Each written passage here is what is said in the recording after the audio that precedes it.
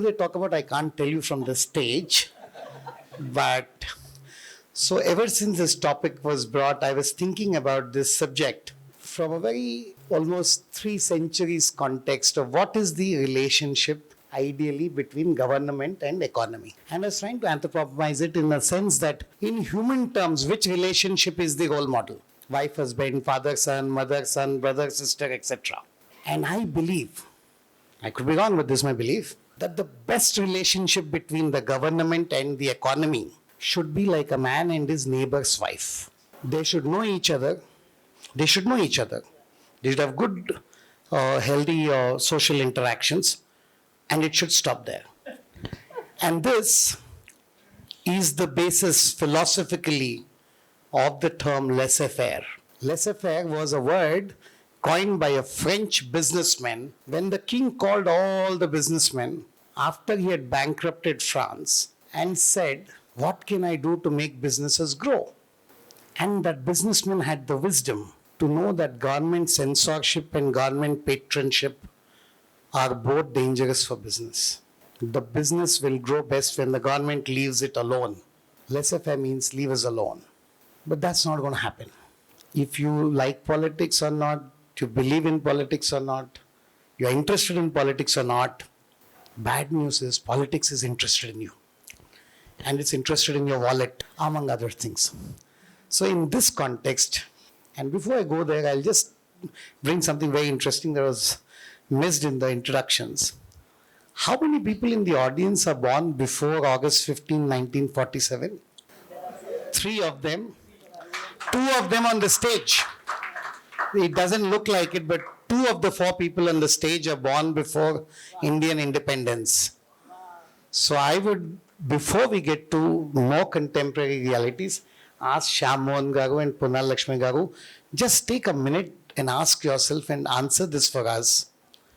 How do you feel as a pre-independence generation person about how India is shaped over these decades? Today I'm really blessed. You know the reason why? I am presenting myself before the best of the lot in the society. That's number 1. Number 2, the question. I never had a choice where to be born, which family to be born, which area to be born. I was born before independence. I didn't have a choice.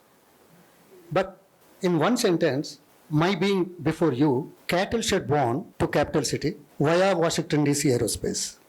That explains my background. If you see, we believe God omnipresent in India. I don't know about the others, immaterial. But when we see God in every human being, the solution comes automatically. Opportunities created by the society. Opportunities to be given to all, like seeing God in every human being. Well, I was good in studies. I had a revenge why I was discriminated. So I could study well. But if the opportunities are given to people, talent is not by birth, talent is not by region, talent is by pursuing, talent is by working towards one's goal. So the society has to do that aspect of it as a primary option. So today, if you give the opportunity, India has come 3rd or 5th in this, whatever it is. So Indian talent is not less than anyone, anywhere, anybody. We have to take it forward. That way, we can progress much. How much we progressed, how much else we can do that, that's a debatable item. That depends on the government's programs and policies. But at the same time, whether we are doing it or not, what was India? Why everybody came? Why Paihan Yunsong came to India? Why Britishers have come? It's the most natural resource, talent, well-behaved, knowledgeable people. We are inheriting that kind of legacy. I don't know whether I use the right word or not, but so let us promote it. Let us accelerate it.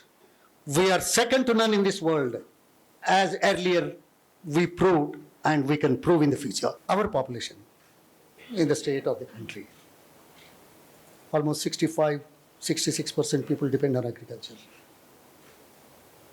And today, in the country, service sector contributes 55%, industry and manufacturing around 27, 28, and the agriculture sector, allied sector contributes 17%, something. Imagine, the wealth is generated by 55% and 27%, something, 82%, something. By how many people is one question. But why 65% of the people are able to generate only 17%? If that is the case, what about the income generation of this particular sector? As I said, no choice where to be born. It is the society and the governments to take care of it. So in the process, to make them have a, number one, respectable living. Number three, create opportunities for them to do it more efficiently, the agriculture, for contributing to the society, the food that is required. In that direction, I can certainly, with statistics, with information, come out, Telangana has done extremely well in the last 10 years.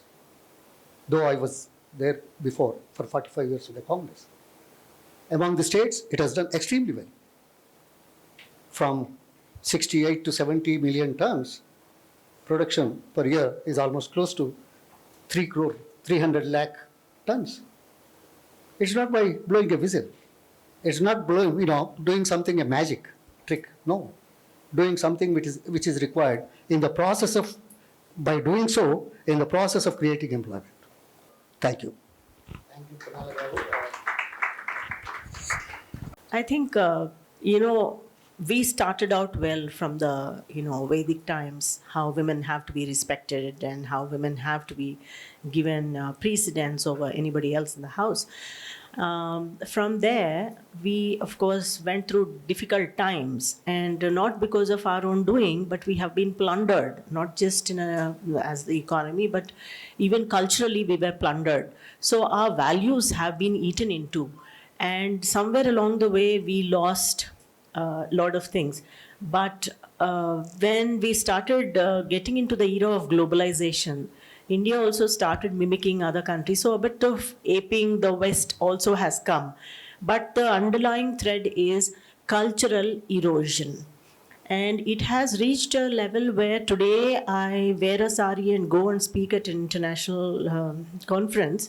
They think I cannot speak English, or they think that I'm not educated. Most of the time, this is what we see. And that is mostly not with other country people, but with our own Indians. But one thing certainly I'd like to say at this point in time is women have today in India, we are number one in the STEM studies. Science, technology, engineering, mathematics. We are ahead of USA, ahead of UK and Germany and France. I mean, India is number one. And today the SSC results were out, and women always outshine men. Gave enormous amount of importance to manufacturing, and you know where it is. In fact, here it would be appropriate to highlight that India at one time, thanks to the wrong policies, that we have missed the third industrial revolution. What is third industrial revolution is about smart gadgets, computers, hardware, everything. So that was a time when all the Southeast economies like Japan, Malaysia, Singapore, all of them capitalized on that and started manufacturing these, gadgets.